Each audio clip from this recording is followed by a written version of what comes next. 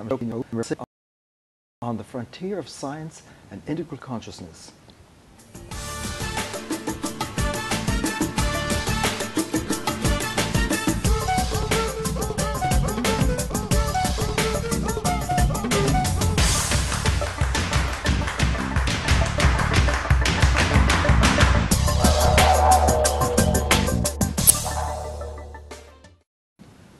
As we enter the 21st century, it's more clear than ever that there's an exciting moment in the evolution of the sciences and the convergence of what might be called global wisdom. Across the planet, our great traditions have recognized that reality is somehow deeply connected.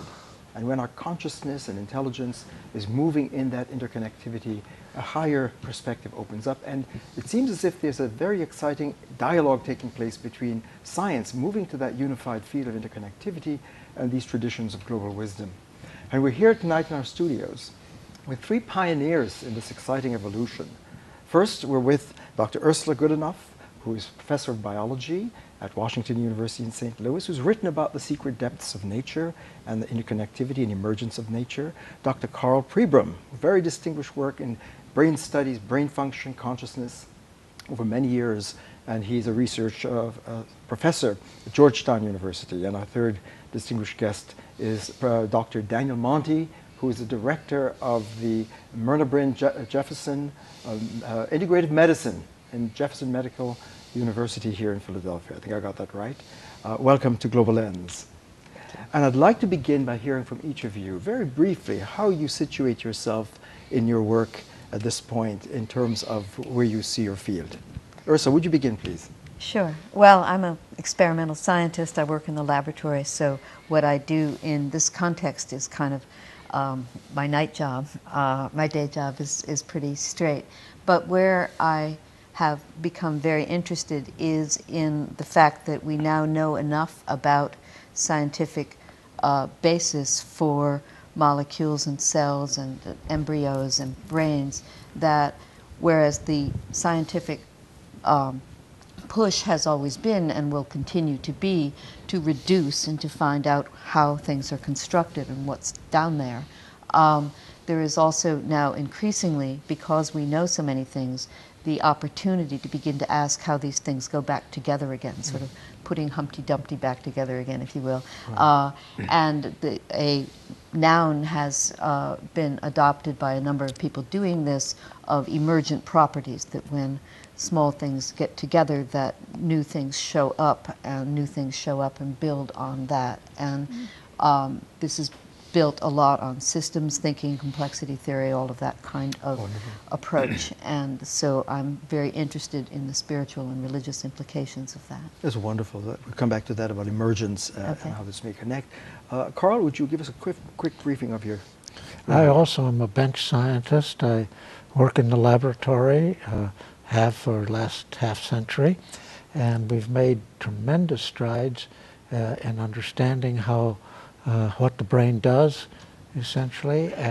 But of course, at the moment you come up with some solution to some problems, you are confronted with whole new sets of problems that you couldn't even imagine working on before. But now you can at least say, here we are, this is the frontier. And the hard thing in all of our kind of science is how to ask the questions in an answerable sort of way. Because if you ask the wrong questions, you're going to flail around.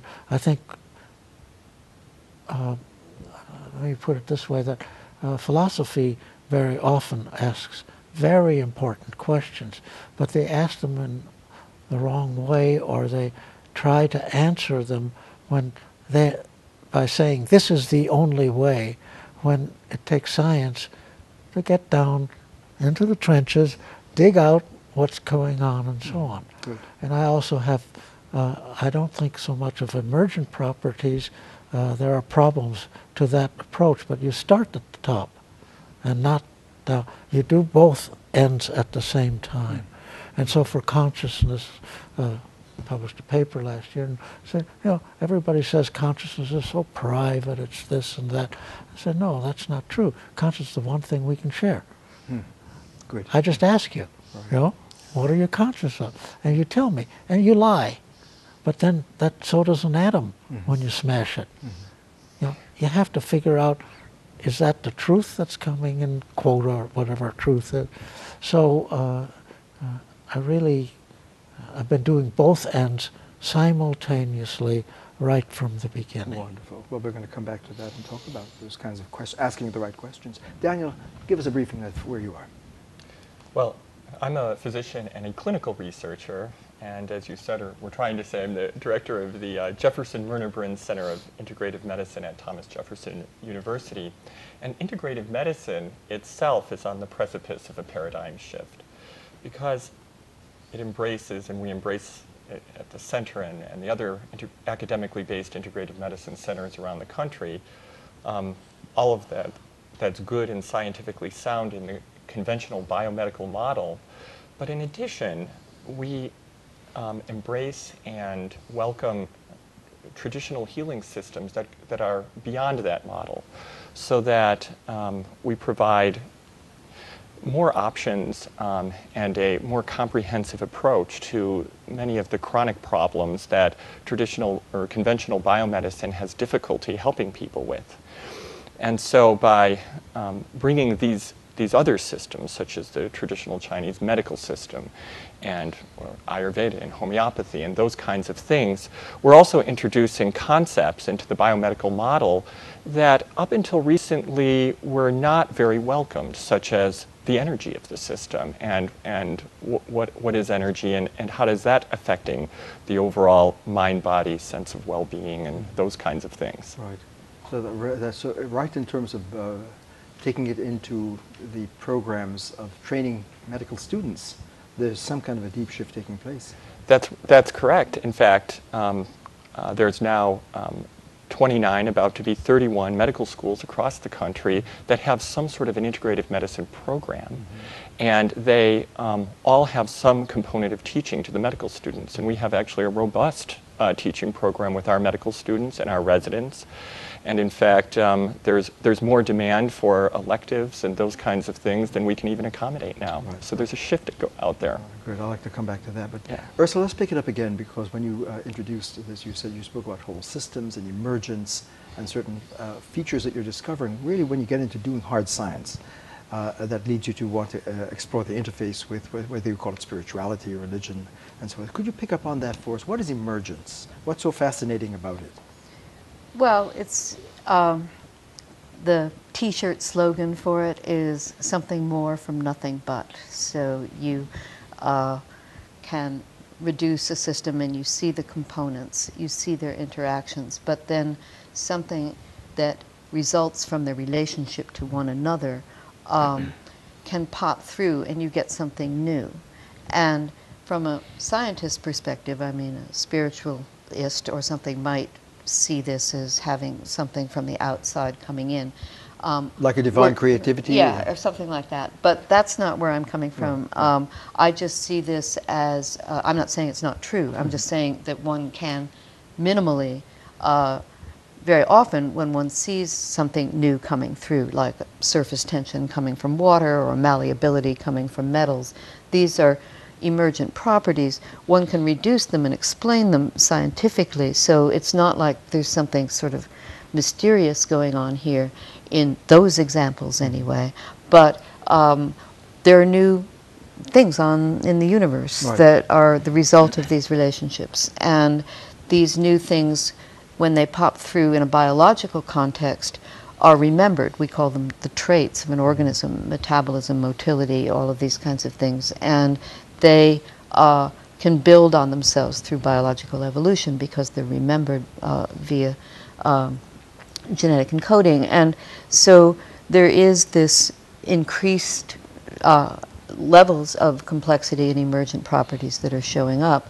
And then when we come to brains and mind, you know, this is another way of thinking about it, where again, the reducing and seeing how brains and minds work is at the forefront of neuroscience, but there is this understanding that some of the things that minds do are very much emergent properties. And again, this is not to mystify them, but to have an appreciation for the the amazing interrelationships that are going on in minds to generate self-awareness, language, all of these things. Right, and that's a place I'd like to really come back and explore in a moment, because in terms of the living sciences, biology and life and emergence, one might think that the older ways that maybe more mechanistic, you might not be able to be rich enough to explain that, but you're suggesting that... Yeah, well, the trick is here that in order to even talk about emergent properties, I would argue that you have to reduce, you have to know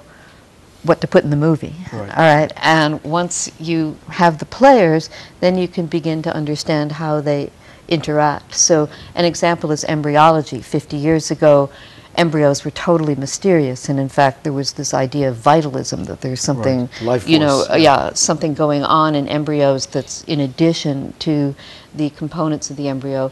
And as we've really made an enormous progress in understanding embryos, one does not need to have that as part of an embryo to explain what's going on. We just see now that these emergent properties show up, they are then built upon by the next stage, and so on, and you wind up with a being. And so it's very exciting. But this is not to say that, you know, scientists now just get to walk into the lab and say, oh, look at this emergent embryo. We're still interested in how it comes into being. Right. But there's much more of an understanding now, because we know so many of these parts, that we can put them back together again and understand things in a whole new way. Wow, so very helpful. Now here, Karl, what Ursula just says touches really on a place that you've been working in terms of neurology, brain function, and so forth. Could you pick up on that? Does emergence ring a bell with you in terms of the work you're doing?